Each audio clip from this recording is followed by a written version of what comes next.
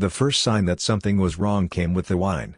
It was a late autumn evening in Vermont, the trees outside painted in fire-colored leaves, and the old farmhouse glowed warm under strings of lantern lights. Inside, the air buzzed with conversation and laughter as the Benson family gathered to celebrate matriarch Lorraine Benson's 60th birthday. I had just returned from a month-long assignment in Patagonia, photographing migratory condors for Wilderness Life magazine. My skin was still rough from mountain winds, and my fingers hadn't fully thawed. But my wife, Leah, insisted we attend her mother's birthday dinner. "It'll mean a lot to her," Leah had said gently. "Just a few hours." I nodded, hiding the tension behind a smile. A few hours. I could endure that. What Leah didn't know, what I hadn't told her, is that her mother, Lorraine, had never liked me. In fact, she seemed to tolerate my existence the way one might a persistent stain on an heirloom tablecloth, noticeable, regrettable, but ultimately unremovable. To her, I was an outdoorsman. Not a professional photographer with published work and international credits, just someone who took pictures of birds and slept in tents. I didn't wear suits. I didn't play golf. I didn't talk about quarterly bonuses or corporate mergers. And that made me a disappointment. Dinner was exactly what I expected: polite, pointed small talk from Lorraine's friends, her husband Dale chuckling too loudly at his own jokes, and a table set like a magazine cover. I sat next to Leah, who squeezed my hand under the table every time her mother referred to me as our little artist or suggested that one day I'd settle down and find something stable. Then, just before dessert, Lorraine disappeared into the kitchen with a flourish. "Time for a birthday toast," she called from behind the swinging door. "I've prepared something special for our guests, my famous mulled wine.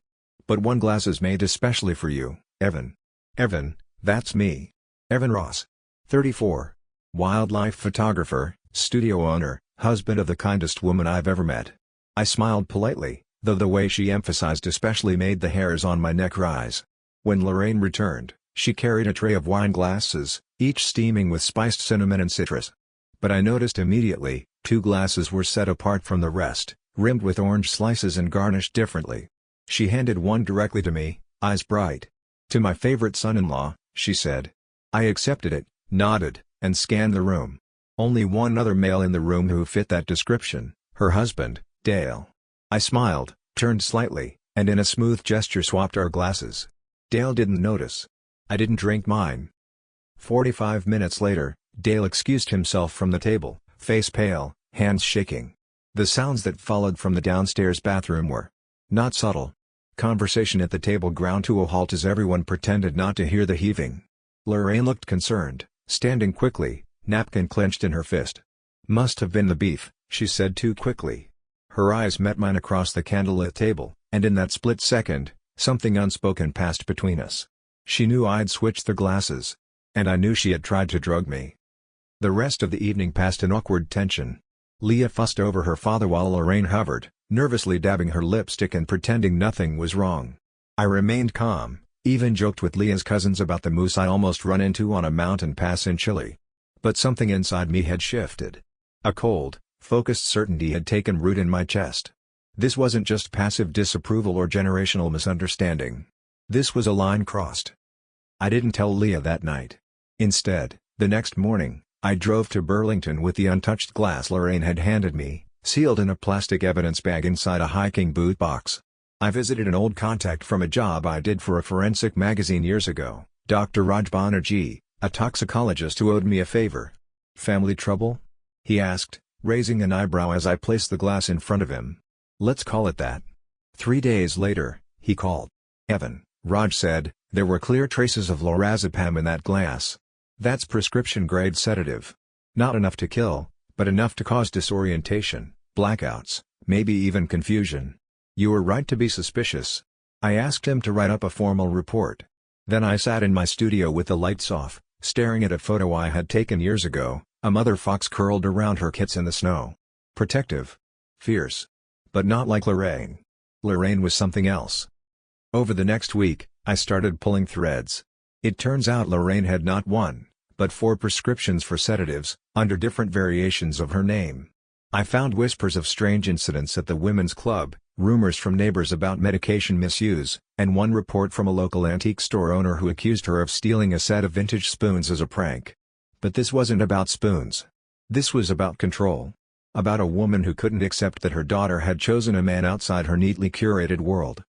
Then, out of the blue, Leah told me. Mom wants you to take photos of her for her new charity website. She specifically asked for you. Weird, right? I forced a smile. Very. She grinned. I told her you'd do it next weekend. Perfect, I said. It was time. That Saturday, I arrived alone, carrying my camera bag in one hand and a sealed envelope in the other. Lorraine was waiting in a silk blouse and diamond earrings, face painted like a porcelain doll. Let's shoot in the garden, she said, gesturing to the back patio. Before we start, I said, I brought you something. She frowned as I handed her the envelope. Her fingers trembled slightly as she unfolded the papers, the lab report, the prescription records, and a printed photo of the glass she'd handed me. She read silently. Then her eyes rose to meet mine. You don't understand, she said. No, I replied. I understand perfectly. Lorraine folded the papers slowly, deliberately, as if by controlling the pace she could somehow control the outcome. Her perfectly manicured hands trembled slightly, though not from fear, I suspected, but fury at having been caught. I don't know what this is supposed to prove, she said coolly, slipping the lab report back into the envelope. Anyone can doctor documents these days. Sure, I replied, keeping my voice level. And I suppose you keep 4 separate sedative prescriptions because one just isn't enough for charity work? She narrowed her eyes at me, the veneer of grace slipping just a little. You don't know what it's like to live in this world, our world. Everything matters. Appearance. Behavior. Who you associate with. People talk, Evan. And what exactly were they supposed to say about me? That I'm the scruffy photographer who didn't graduate from Yale? Her lips twitched. That you're dragging my daughter into a future with no guarantees. I'm building a life with her, I said, stepping forward. A life you've tried to undermine since the day we met. She turned, walking toward the patio, her heels clicking on the stone like a slow metronome. I followed. The Vermont countryside stretched around us, fiery foliage, an orange sky, birdsong in the distance. Beautiful. Peaceful. Deceptive. You weren't supposed to drink it, she said suddenly, without looking at me. It was just meant to make you miss your gallery opening. I knew you'd be exhausted from travel, distracted. I thought if you missed something that big, Leah might finally see the cracks. Realize that your career is just chaos dressed as purpose. And what would that accomplish? I asked, jaw clenched. She'd wake up, Lorraine said, spinning around. She'd come home. Realize she deserves better. Stability. A real man. Not someone chasing birds across glaciers. So you drugged me. She shrugged, like she was talking about putting salt in coffee instead of a felony. You don't understand, she said again, almost pleading now. Everything I've done was to protect her. To keep her from making a mistake she'll regret in 5 years. That's not protection, I said. That's control. She didn't respond. Just stared at me like I was a stubborn weed in her perfect garden. I left without taking a single photo. Leah was at a friend's when I got home. I sat in my studio in silence, the walls around me lined with images of wild creatures surviving storms, fighting for territory, shielding their young. Nature didn't always make sense. But it never lied. It never smiled while poisoning your wine. I knew I couldn't hide this from Leah any longer. But I also knew Lorraine would strike first. It didn't take long. The next day, Leah confronted me in the kitchen, her eyes red. Did something happen during the shoot with my mom? I set my coffee down. Why? She called me crying. Said you were hostile, aggressive. That you threatened her. I exhaled slowly. Leah. I need to show you something. I led her into my studio and handed her the envelope. Start with the lab report, I said gently. She read it once. Then again. Her hand went to her mouth. Lorazepam? She whispered. In the drink? I nodded. She made 2 glasses. I switched mine with Dale's. He got sick. I saved mine and had it tested. Her voice trembled. You think she? You're saying she did this on purpose? I don't think. I know. And I confronted her. She admitted it. Tears welled in her eyes. She turned away, shaking her head. My mom wouldn't.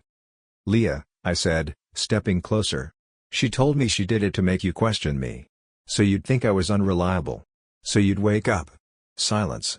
I need time, she said finally. I need to process this. For the next 2 weeks, Leah was a ghost in our home. She left early, came back late. Said little. She visited her parents, came back even quieter. I could see her battling with herself, torn between the family she loved and the man she trusted. And it was working. Lorraine's plan, delayed but not denied, was digging its hooks into her. I was losing her. Until something arrived that changed everything. It came in an unmarked package. Just my name, handwritten on the front. Inside was a USB drive and a single typed note. "You should see this. V." I plugged it into my laptop, half expecting a virus. Instead, I found video files, home security footage from the night of Lorraine's birthday. There she was, in the kitchen, alone, pouring wine. Reaching into her handbag. Uncapping a small vial. Tilting it into one glass. Then me, entering, taking the glasses. Then Dale, drinking. But there was more. Footage from after we left. Lorraine, furious, screaming at Dale. "You drank the wrong damn glass." "I didn't know," he shouted. "You didn't mark them." "This isn't the first time you've done this," he yelled. "What's wrong with you?" I watched it 3 times. Not just confirmation of what I suspected. Evidence. And not just of the act, but of a pattern. The next video file was dated 2 days later. Lorraine and Dale in the living room. She was on the phone. "Yes, sweetie. I know, he's distant, right? Moody? That's a red flag. You don't want a man who pulls away when things get hard." She hung up and turned to Dale. "By the time I'm done, she'll think leaving him was her idea." Dale just stared at the fireplace. "She deserves someone who makes sense, Gerald. Not some bohemian with a camera bag." I sat back, my hands shaking. This wasn't about me. This was about control. And Leah had been living under it her entire life. I called Vanessa, Leah's cousin, married to her brother Simon. The only other person in the family who never quite fit the mold. "Was this you?" I asked. "I couldn't let it happen again," she said quietly. "They tried to break Simon and me up too. Said I was manipulative. Said I was using him. Told him lies until he almost believed them. I figured. Maybe this would help you before it was too late." It would. I stared at the screen long after the videos ended, my reflection flickering back at me in the darkened monitor. The evidence was undeniable, crystal clear footage, uncoached confessions, and deliberate manipulation. Lorraine had orchestrated this attack not just on me, but on Leah's autonomy. Her entire life had been steered like a ship in a storm, and she didn't even know it. But she would. Just not yet. This needed to be handled right. The next morning, I reached out to someone I hadn't spoken to in years, Leah's college roommate, Tara, a fiery, no-filter environmental lawyer now based in Boston. They had been close, almost inseparable. Until one day, Tara was simply gone. Leah never explained it. I found her on LinkedIn, messaged her with a brief explanation. She called me an hour later. "I was wondering when someone would figure it out," Tara said after I told her what happened. "Wait, you knew?" "I didn't know everything, but I had my suspicions." Back in college, Lorraine would accidentally show up during our weekends. Then Leah stopped answering my texts. One day she told me her parents didn't think I was a good influence. Then poof, friendship over. Just like that? She was crying when she ended it. Said she was sorry, but it was for the best. I always knew it wasn't really her talking. I thanked her and asked if she'd be willing to write something down. A statement. She didn't hesitate. The pattern was there, just beneath the surface, like erosion slowly wearing down a cliff. I started digging deeper. Through old holiday cards, photo albums, Facebook timelines, tracing names of past friends Leah had grown close to. People who suddenly vanished from her life with no explanation. I reached out to a few, most of them surprised to hear from me. Some still hurt. Others wary. But nearly all of them told the same story. One minute, they were close to Leah. The next, she ghosted them. Without warning. Without reason. Some had even received cold calls from family friends warning them about Leah's emotional instability. A few recognized Lorraine's voice. Then there was the Thomas incident. A name I barely remembered, overheard once during an argument Leah had with her brother Simon. "At least I didn't let Mom drive me into therapy like she did with Thomas," he had shouted. I found Thomas Willoughby on social media, now a pediatrician in Denver, happily married. He'd been Leah's fiancé. The one before me. The one no one in the family ever talked about. I debated reaching out. It felt intrusive. But I had to know. I messaged him politely, carefully. Offered to talk by phone. He replied the next day, his tone guarded. "Why now?" he asked. I explained everything, Dale's sickness, the wine, the video footage, the manipulation. There was a long pause on the line. "They convinced her I was cheating," he said softly. "That I had a secret bank account, that I was meeting someone behind her back. They even showed her fake messages printed from some spoof app. I still don't know how they did it." "Did you try to talk to her?" "I did. But by then, she didn't believe a word I said. She moved out that night. Never spoke to me again." "Would you be willing to provide your side? In writing? I won't use it publicly. I just need her to know the truth." "I'll send it tonight," he said after a pause. "I always hoped someone would help her see." Over the next week, I assembled everything into a digital file. The lab report. Security footage of Lorraine drugging the drink. Recordings of her and Dale's arguments. Statements from Tara and Thomas. Social media posts, screenshots, and text chains. A web of manipulation spanning over a decade. But this wasn't just a file. It was a reckoning. I invited Leah's brother Simon and Vanessa to dinner. Leah was suspicious, but I told her we needed to reconnect as a family. "I want us all to be on the same page," I said simply. That night, as dinner finished and I cleared the plates, I returned with my laptop under one arm and a small remote in the other. "There's something I need you to see," I said. The room fell quiet. Leah looked at me with wide eyes. Vanessa tensed. Simon frowned. I connected the laptop to the TV. Pressed play. First came the footage, Lorraine in the kitchen, the vial, the switch, the aftermath. Leah gasped when Dale appeared, doubled over, being helped upstairs. Then the screaming match. "This isn't the first time you've done this." Next, the living room footage. Lorraine on the phone, calmly explaining to Leah how distant I'd become. Dale in the background, drinking, saying nothing. When I turned off the video, the silence was electric. Leah stared at the blank screen for a long moment. "This can't be real," she whispered. Vanessa spoke next. "It is. I've seen it too." Simon sat with his head in his hands. I had no idea." I opened a folder of documents. Clicked through pages, testimonies, email chains, timelines. Tara's statement. Thomas's letter. "She's been doing this for years," I said softly. "To every person who's ever tried to pull Leah into her own life." Finally, Leah looked at me. "Why didn't you tell me sooner?" "Because I needed you to see it. To know I wasn't just fighting for me. I was fighting for you." She blinked back tears. "And for us? For all of us." Later that night, Leah climbed into bed without speaking. She turned toward the window. I didn't press her. The next morning, she was still quiet. Then she sat on the edge of the bed and said, "We're confronting them. All of us. No secrets. No ambush. No pretending." I nodded. And then she looked me in the eyes, firm and steady. "But I'm going to lead this conversation." "Of course," I said. She took my hand. "Thank you." The drive to Lorraine and Dale's estate was a quiet one. Leah sat beside me, jaw tense, hands folded tightly in her lap. She hadn't said much since deciding to confront them, just moved with a quiet purpose, like a storm front silently building in the distance. In the back seat, Simon and Vanessa sat holding hands. Vanessa's knuckles were white. No one played music. No one cracked a joke. This wasn't a family visit. This was a reckoning. We arrived just before sunset. The estate was as pristine as ever, perched atop a hill with manicured hedges and ivy-covered columns. The front door opened before we even reached the steps. Lorraine stood there in pearls and soft pastels, her smile bright but tight, like cellophane stretched too thin. "Darling," she said, arms outstretched. "What a surprise. All of you, how lovely." "We're here to talk," Leah said flatly. Lorraine's smile didn't waver, but her eyes flicked to me, then to Simon. "Of course," she said. "Come in."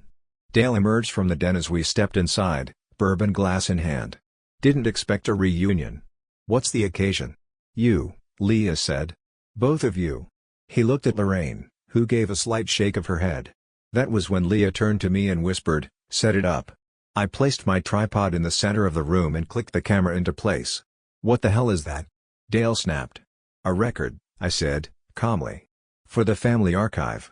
That's how you framed it before, right? Family business?" Lorraine's smile finally cracked. "Absolutely not. Turn it off." "No," Leah said, her voice sharp now. "It stays on." Simon and Vanessa took seats on the couch. Leah and I remained standing. Lorraine and Dale, now visibly uncomfortable, stayed near the fireplace like monarchs cornered in their own court.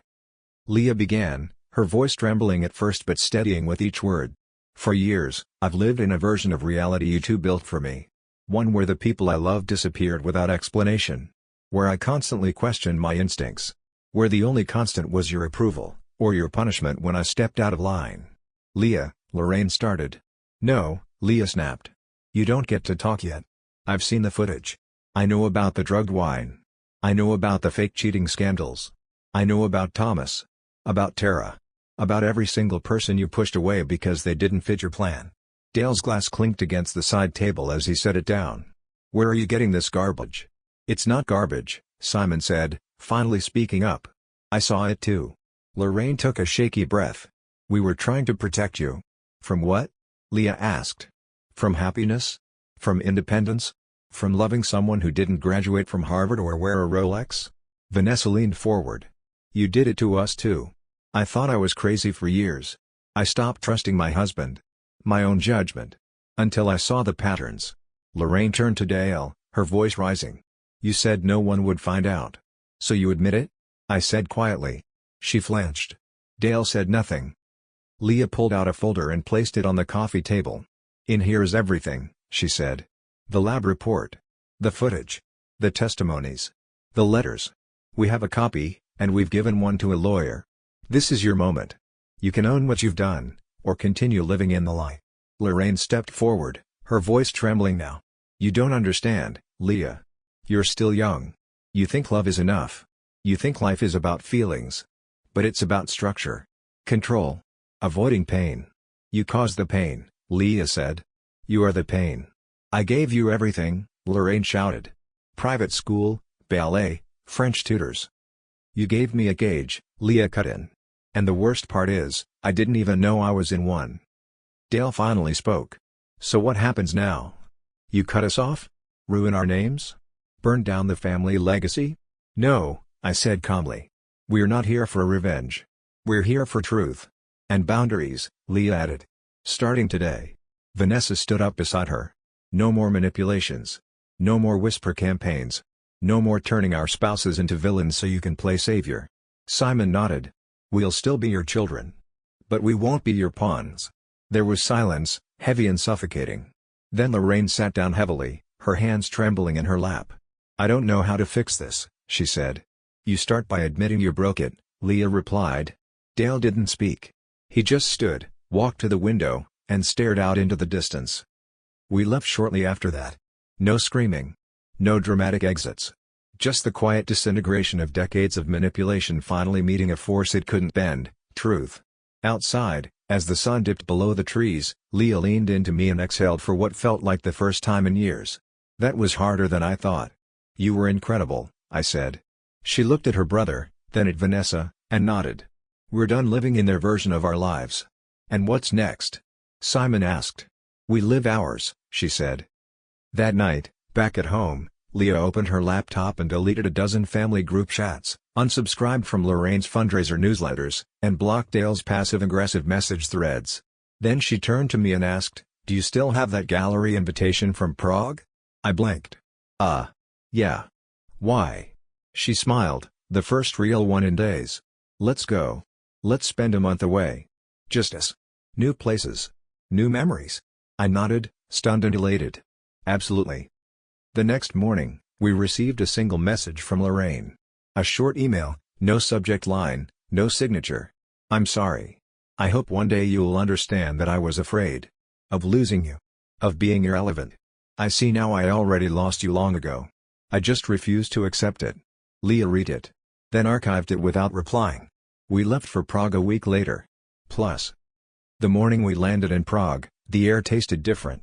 Not just because of the jet lag or the cold bite of late winter, but because, for the first time in what felt like years, Leah and I weren't dragging shadows behind us. No surveillance. No guilt-laced dinner invites. No family drama waiting like a storm cloud. We had left all of it behind. Our bags were light, but our freedom felt heavier than anything we carried. The photography gallery sat tucked between two cobblestone alleyways in the Old Town district.